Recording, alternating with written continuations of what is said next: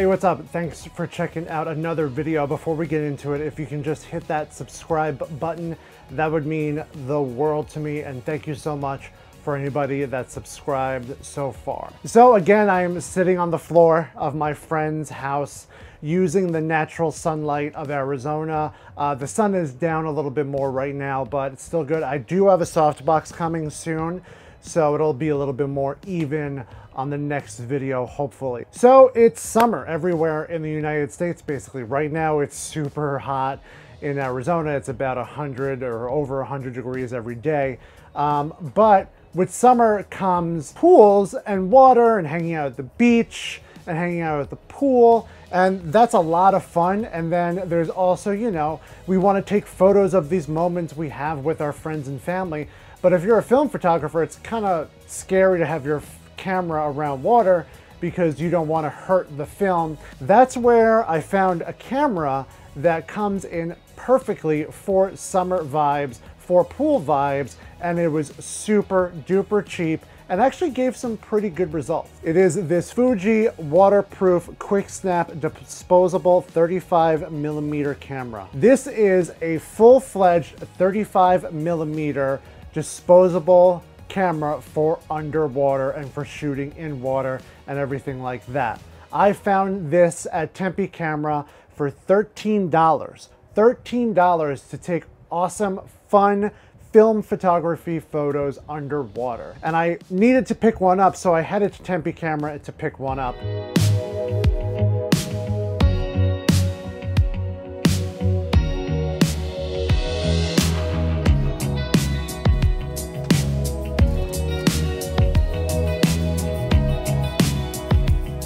And then when I got home, I just really quickly looked over the box to see what this was all about. This camera uses probably just basic like stock Fuji consumer film at an ISO of 800. So which I don't understand why it's 800 ISO. I mean, if we're going to be using it in the bright sunlight of the pool, why do we have 800? Why can't it be 400 and whatnot? But whatever. That's also because mostly with a lot of disposable cameras, the f-stop is usually down to about 16 or 22 to make sure that everything is sharp and stuff like that. So once I looked over the camera and learned, you know, how to use it and wind it and everything, I took this camera with my friend Rick and my friend Ashley, and we headed to a giant pool right down the road in Chandler.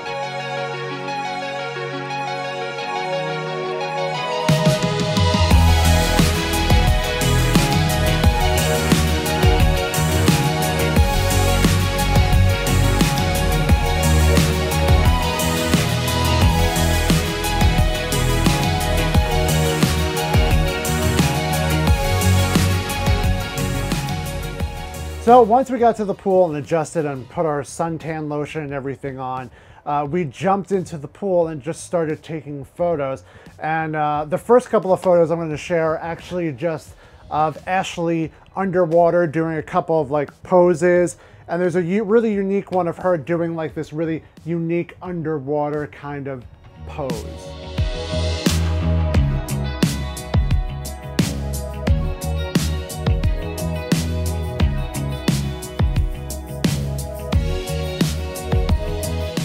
And as you can see, even though we're underwater, because it's in an underwater container with a piece in front of it, we're still able to get clear photos. Now, they're not the sharpest photos, I'll admit that.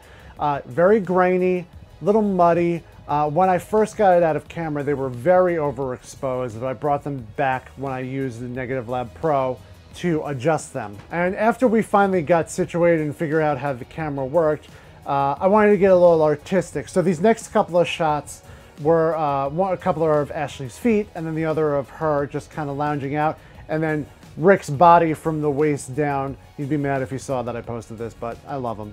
And this is really where it got fun and artistic and interesting. And with that, I was able to get these really beautiful artistic photos of what it looks like underwater.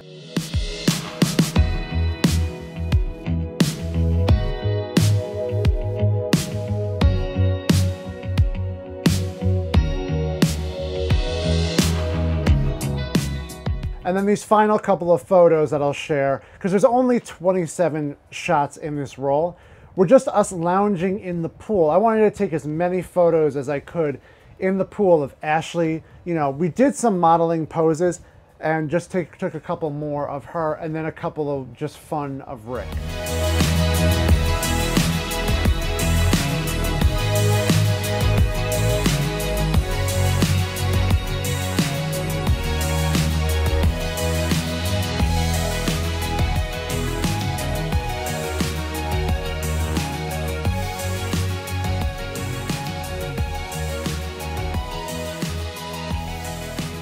So those are the photos I took with this camera underwater, this Fujifilm disposable camera. Now here's just a couple of thoughts I've had about this camera after using it and editing and developing and scanning the photos. Couple of things. One, it's a high ISO consumer film, so there's gonna be grain in the film. As you can see here, there's grain in this film. I mean, you can't avoid it. Even as much sharpening as you put on it, you're still gonna get it. Second, this is more for like fun family photos. This is in no way intended to be for modeling, but I figured, you know, we had the time, we had the camera, let's try to do a couple of fun modeling poses. So this is not really meant for serious modeling photography, not even really meant for portraits. I mean, you can see in some of the photos, the focus wasn't that great. This is more for fun, but I wanted to make a video about it because I think for $13 to be able to take film photos underwater, it was a lot of fun and we got a lot of really good results in it. So is this something that you should pick up and try?